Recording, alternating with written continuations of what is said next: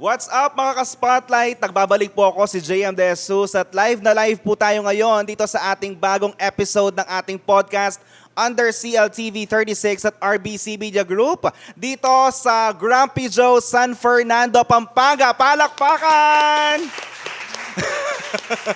Alam nyo, simulat sa pool, napakaganda na ng ating relasyon dito. Relasyon? Dito sa Grumpy Joe, San Fernando, Pampanga kasi very nostalgic for me, sir. Ako yung nag-cover ng opening and launching nila several years ago. Yes, sir. So nakita ko dun pa lang kasi nag-start ito, connect me if I'm wrong, sa Baguio City eh. Tapos nag-franchise sila dito sa Pampanga. So ito yung kauna-unahan, ang original na branch dito sa Pampanga. Specifically, dito sa City of San Fernando. So ngayon, makakasama natin, ipapakilala ko na sikat, kilala nyo siya eh. Pero okay matatakot sa kanya pag nasa daan siya. Kasi ang mga contents ni Katroops Yes, sir. ay usually nasa kalsada siya. So Yes. palakpakan naman natin. Welcome to Grumpy Joe and Thank you po. Spotlight. Thank you. Sir Katroops. Okay lang ba na Katroops na lang tawag ko? Sir, Yes, sir. baka Opo, kasi opo. hulihin mo ako eh. Katroops na lang. Yes, sir. Pero okay lang din bang sabihin natin yung full name mo? Yes, sir. Okay. Sige, sir, magpakilala ka. Ano ba ang buong pangalan ni Katroops? Ako nga po pala si Police Corporal Prudencio Sanchez Deport from Apalit, Pampanga. Yes, sir. Yan. From Apalit, pero ngayon, sir, Sign po ako sa Santo Tomas. Santo Pampanga. Tomas, Opo, yes. San Matias. Mm-mm. So ngayon, sir, gusto kong malaman, ano po yung naging dahilan bakit gusto nyong maging police? Nung bata pa lang ako, yung Matagal yata to, nung bata.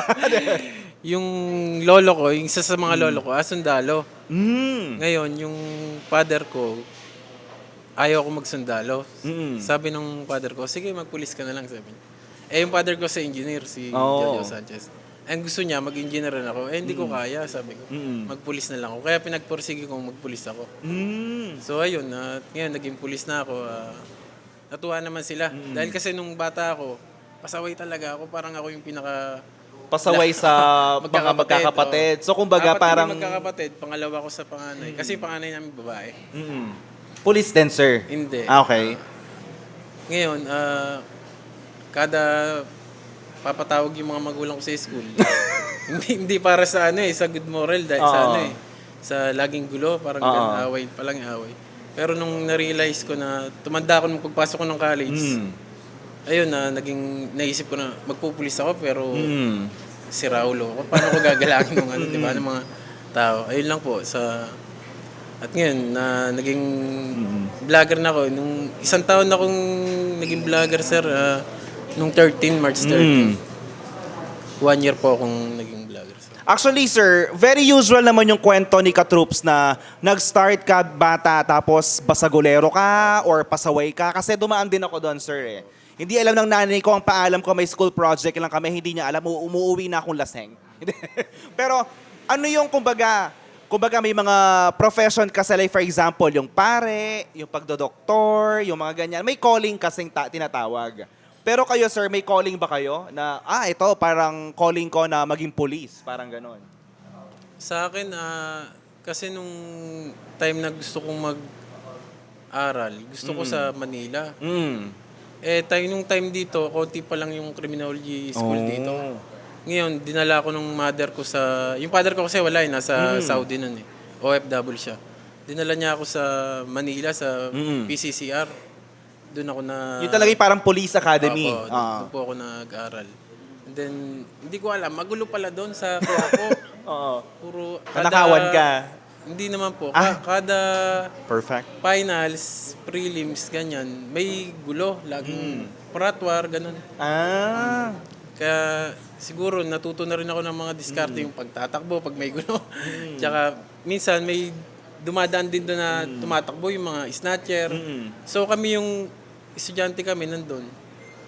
Kami na yung humaharang. So kumbaga Hindi pa kami may police. training na kayo, no? Hindi pa Pero kami bago police. yan, sir, para kasi medyo mainit na yung panahon. Miss Donna, mag-hi ka naman sa camera. Ayan.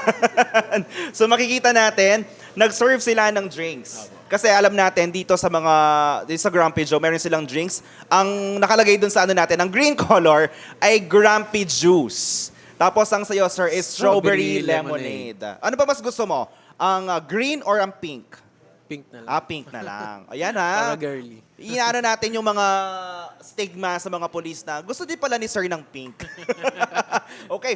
Ngayon, sir, gusto ko malaman kasi nakalagay dun sa ating na isa kang beat patroller. Opo. Ano ba ang trabaho ng isang beat patroller? Ito ba ay, kumbaga, yung umuuso ngayon sa TikTok? Hawak nyo ba ang beat? Parang ganon? Hindi, yung Sample nga, sir. Isang hawak ko ang beat. Okay. Sige, sir. Ano ba ang beat patroller? yung beat patroller, sir, yung umiikot sa bawat sinasakupan namin, sir. May oras na umiikot kami. Halimbawa, dito sa may Moras de La Paz, dapat ikot kami ng mga 9:30 to 10 doon. Tapos 9:30 ng gabi. minsan morning, minsan Okay. Shifting din. Opo, minsan. Tapos pagkatapos po noon, lilipat naman po kami sa ibang barangay. Lipat-lipat lang po. Ano usually yung sir? Yung yung proseso sa isang trabaho. Like for example, papasok ka na sa trabaho, kailangan mo ba mag-report muna sa opisina kasi magpapatrol kayo, naka-field work kayo Apo. eh. So paano yung nyo kasi nakikita kami mga radyo lang din kayo, 'di ba? Parang ang hirap ng communication, pero paano po ginagawa ng isang pulis ang kanyang trabaho na nakakapag-report ng maayos sa kanilang mga superiors o sa kanilang mga kasama sa trabaho? Daily po na trabaho namin, pumapasok po kami, then may accounting po nun. May outgoing and incoming. Then kakausapin po kami ng COP namin nun. May transitioning din. Yung Okay. chief of police ko po pala si Police Major Narciso Singalawa Jr. Si sir, from din, galing siya ng San Simon. San Simon, Yes, okay. Lagi naman po kami niyang pinapaalalahanan, kinakausap na sabi niya, gumawa ka lang ng tama at laging nasa puso, hindi ka maliligaw sa trabaho.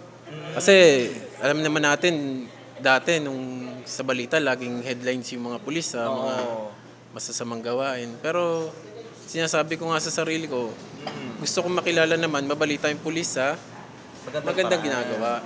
Kasi alam naman natin na ang daming nagdaan ng mga balita na negative about sa ating kapulisan. Hindi naman natin maitatago yon, sir, honestly. Pero gusto din naman nating ipakita na may mga pulis din na mapagkakatiwalaan, di ba? So, ang mga contents mo, sir, ngayon, sikat siya sa TikTok tsaka sa Facebook. So, napanood ko yung mga contents ni sir, usually, nanguhuli siya, pero magbibigay siya ng aral doon sa mga nahuhuli niya. Ang pinaka-favorite kong nakitang content ni sir is yung, meron ka nahuli na parang kolong-kolong ba yun? Tapos parang bata pa bagets pa siya. So, kabadong-kabado na. Tapos nakikita mo yung angulo kasi is yung ticket.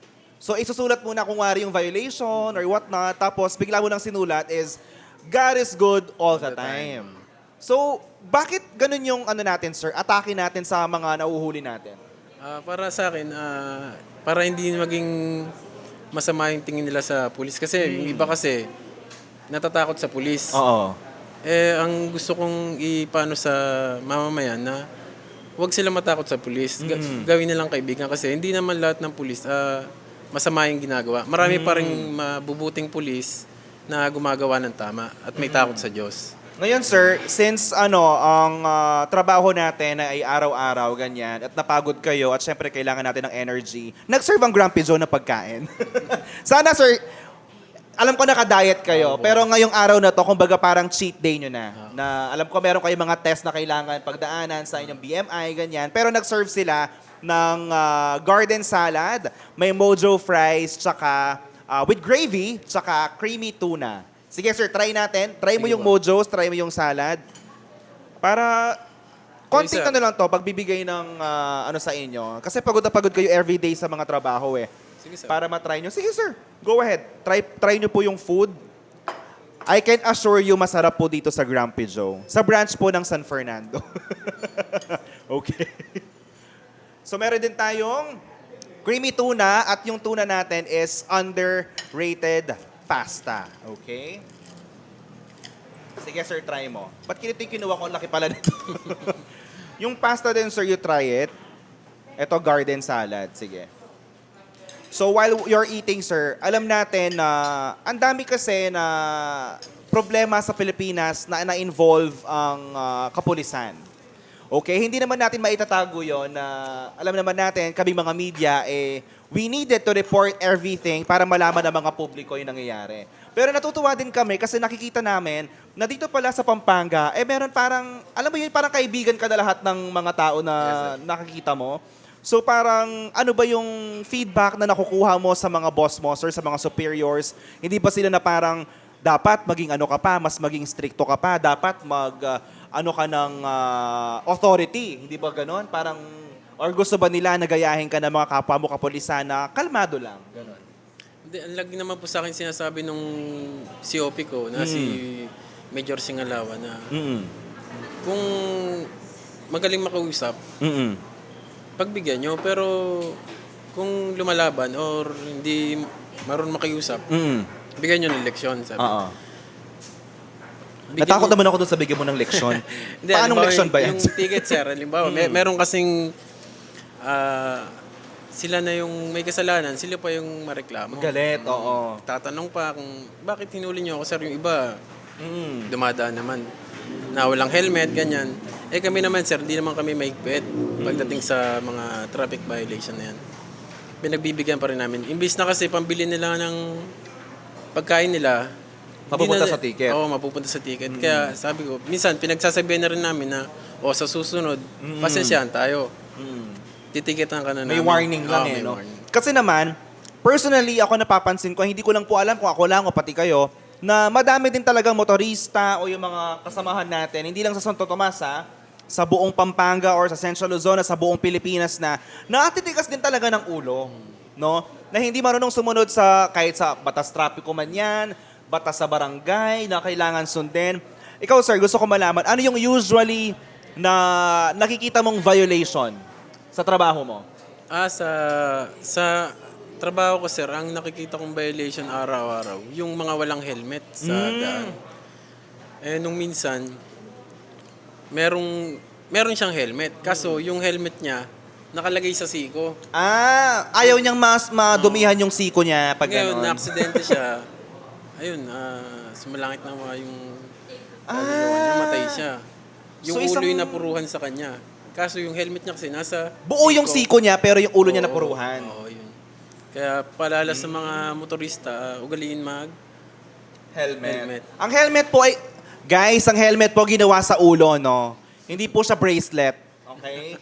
So, ayoko naman maging harsh kasi alam naman natin na mainit yung panahon, kaya siguro ayaw nila mag-helmet. Pero pwede naman kayo maligo sa bahay. Kesa naman, di na kayo makauwi, di ba? Well, yun yung totoong nangyayari, di ba? Yung sinabi ni sir, na makikita nila yung helmet yun nandito. Di ba? Okay lang naman na hindi maputol yung kamay nyo kasi may helmet. Pero ito yung nakaano. Kasi prone sila sa aksidente. Ano yung ano naman, sir? Iba pang violation na, kumbaga, matapang pa sila, ganyan. Yung mga, ano ba yan? Mga sa stoplight, may mga ganon. Wala naman, sir. Minsan, sir, yung sa, halimbawa, yung mga laseng, inuman, ganyan. Pagkatapos mag-inom, mga nag-aaway na, sir. Tapos pag nirespondihan namin, sir, pilit namin pinag-ayos, sila pa yung matapang. Inaaway pa kami. Minsan, sabi namin, di nyo kami kaaway dito. Inaayos natin itong problema to para wala nang gulo. Naramdaman ko yung stress mo, sir. Sige, I want you to try itong ating creamy tuna para matry mo, sir. Tapos sabihin mo sa akin anong lasa. Okay? Nanonood si Mrs. dito para ano. Sige, try mo, sir. Huwag kang mahiya. The best ang Grumpy Joe. San Fernando, Pampanga. Okay? Lagi katuglong yun eh. Grumpy Joe, San Fernando, Pampanga. Okay? Ito yung original branch dito sa Pampanga. Okay? Sige, sir. Mamaya mo na isipin yung diet, sir. Mag-run ka na lang mamaya.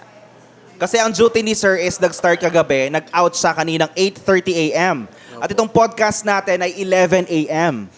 So, grabe. Sobrang aga mong sir, nagising. Okay? Puyat, sir. Lagi puyat pag duty namin. Sige, try mo lang, sir. What can you say about the pasta, sir? Masarap siya, creamy. Diba? It's creamy, masarap ang food dito. Tsaka yung serving ng Grumpy Joe, hindi ka titipirin. Kasi nung siguro nakailang balik na ako dito, nasa 4, 5 times na, alam nila sir yan, na yung konting order lang, makapapakain na yung mga kahit 4 to 5 packs eh.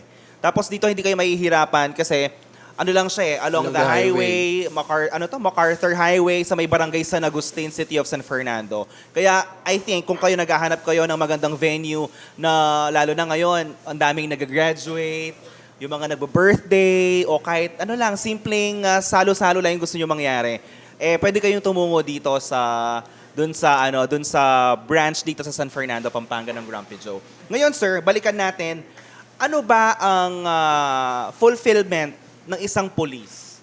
Like for example, natapos mo na yung isang buong shift mo, tapos uuwi ka na sa bahay, tapos makikita mo na yung misis mo na naghihintay sa'yo.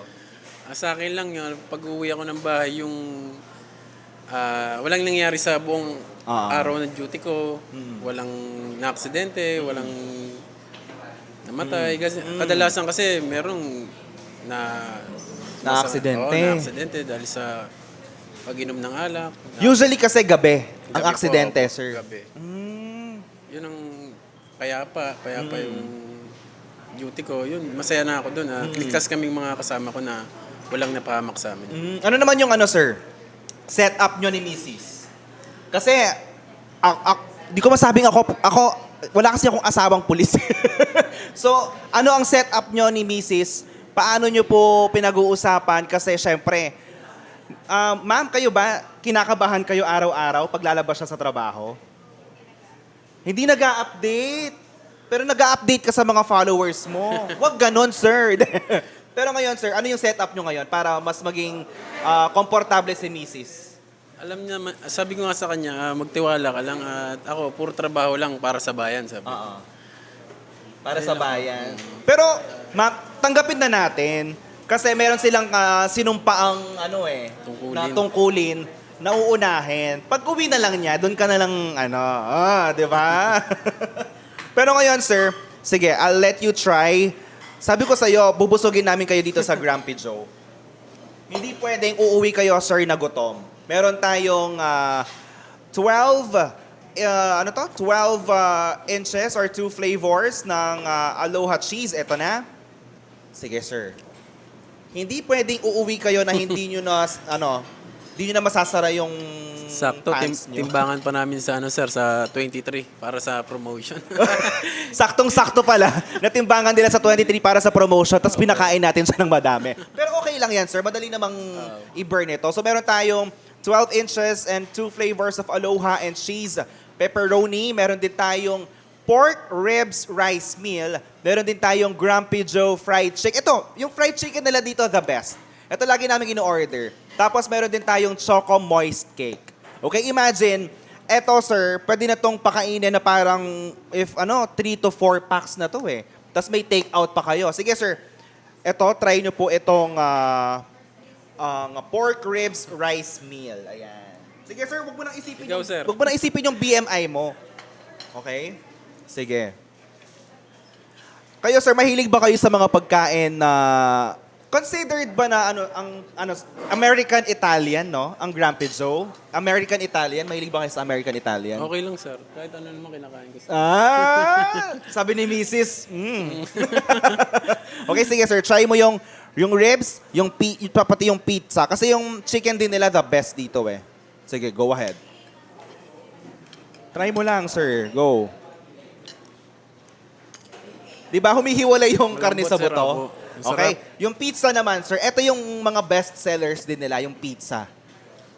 Kaya like for example, sige, go ahead, sir. Like for Napapansin ko, sir, example, walang ipinapakain. oo, sir, kasi nagda-diet din ako eh. Pero hindi po nila alam pag tanggal ng camera, lalantakan ko din yan. Kasi sir, usually, ang police, meron po ba kayong break time? Wala Wala po. kayong break time. Eto na yung break time nyo, sir. Sige, sasabayan ko na kayong kumain. Let's try. Sabi nila, kumain ka din. Sabi Sige, eto favorite ko tong pizza. Sir, try mo yung chicken. Sige, sir. I can attest to that na yung chicken nila the best. Tinan mo ang laki, di ba? Ito yung paborito ko, sir, nung unang kain ko dito, sir, sa Grumpy Joe. Yung chicken? Opo. Try mo na try, sir. Since wala kayong break time sa trabaho, siguro ito na yung way namin na pagbibigay sa inyo ng pahinga, di Thank ba? you po, sir. Nakita mo, sir, parang kasing laki mo na yung mukha mo yung chicken.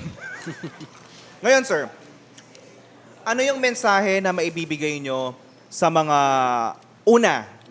sa ating mga kababayan? Hindi lang sa mga Tomasians na taga Santo Tomas.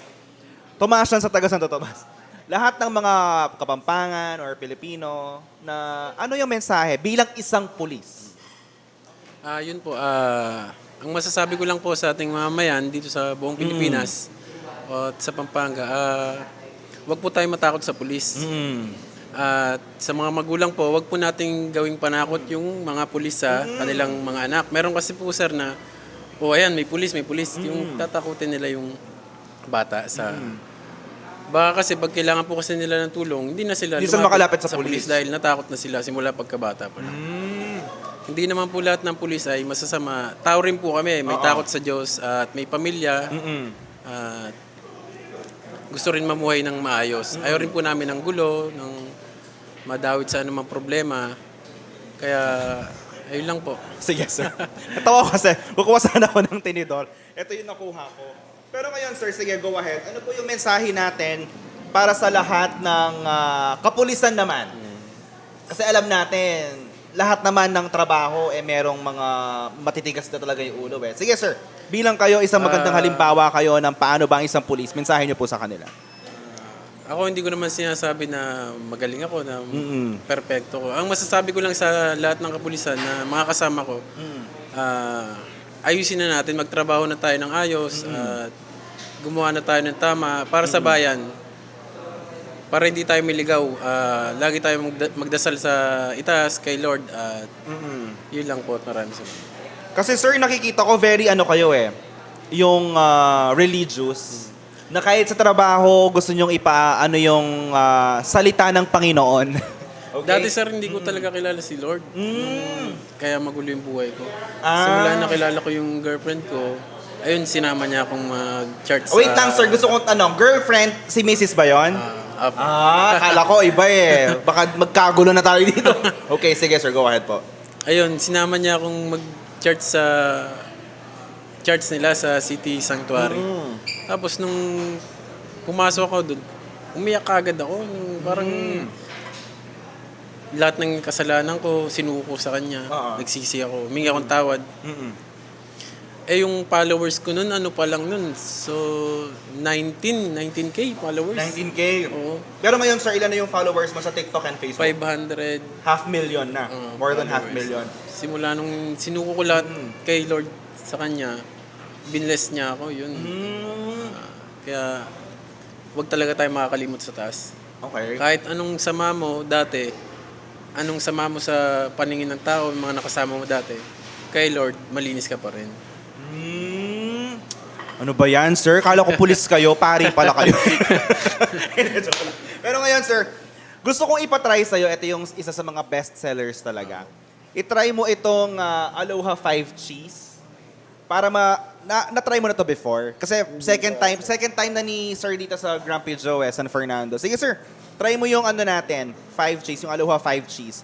Kasi, ako, parang honest review ko na to Parang pag kailangan namin ng, kumbaga, good food or anything, wala pong etsos to Grumpy Joe talaga, ang makikita niyo naman before, di ba? Talagang hanggang ngayon, pag lunchtime tsaka dinner, talagang madaming kumakain dito. Sige sir, what can you say about it? Masarap siya, cheesy siya, sir. Masarap. English pa ako dito. Sige sir, itry mo lang lahat ng food kasi we are very thankful na binigyan mo kami ng panahon dito. Kasi nagulat ako kanina na 8:30 a.m. pala ang tapos ng shift ni sir. Pero, eto, since, di pa kayo nahihirapan na pagsabayin yung pagiging content creator sa trabaho? Sa akin naman, sir, hindi naman po.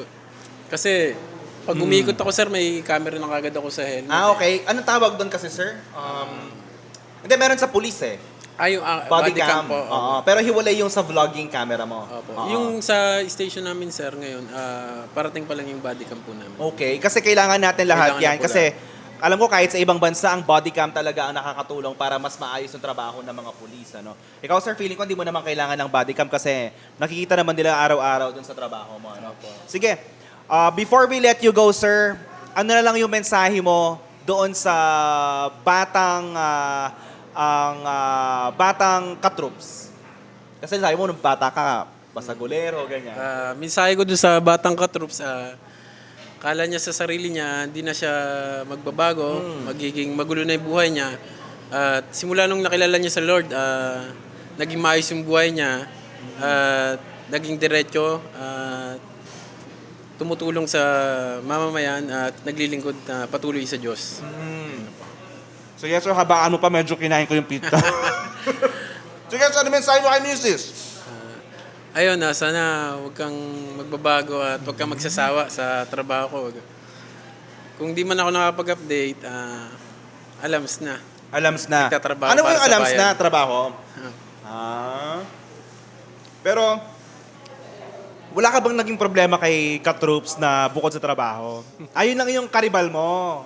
Trabaho niya. Madalas busy sila.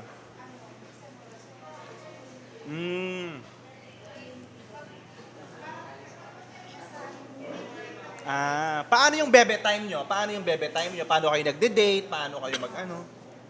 Minsan na lang sir pag yung may free time talaga kasi pag uwi ko sa bahay, wala siya, nasa school. Tapos ako nagpapahinga, tutulog ko na lang. Kasi kinabukasan, duty na naman. Ganun lang umikot yung buhay ko sir sa Bibigyan ko kayo ng tip. Kung gusto nyo mag-date, alam nyo kung saan? Grumpy Joe, San Fernando, Pampanga. Oh. Thank you po. Like for example, malapit lang din naman to sa Santo Tomas, di ba? Sana Parang, may discount kami kay ma'am. anong tawag mo kay Mrs.? Han. Sabi, Han, parang pagod ako ngayon. Mag-Grumpy Joe tayo doon sa San Fernando. Oh, di ba? Ano na, tanggapin na natin, ma'am, no? Pero alam naman natin, pag hindi nag-update, tignan mo lang yung vlog niya kung nasa na siya. Okay? Okay, sige. Sir, before we let you go, sige, kumain ka na nung kumain dyan. Mag-extra lang ako para... Sige, sir, kain ka na ng kain dyan. Huwag mo munang isipin yung BMI natin sa for promotion. Tumakbo na lang tayo mamaya. Kahit ako Ang dami ko na nakakain lately.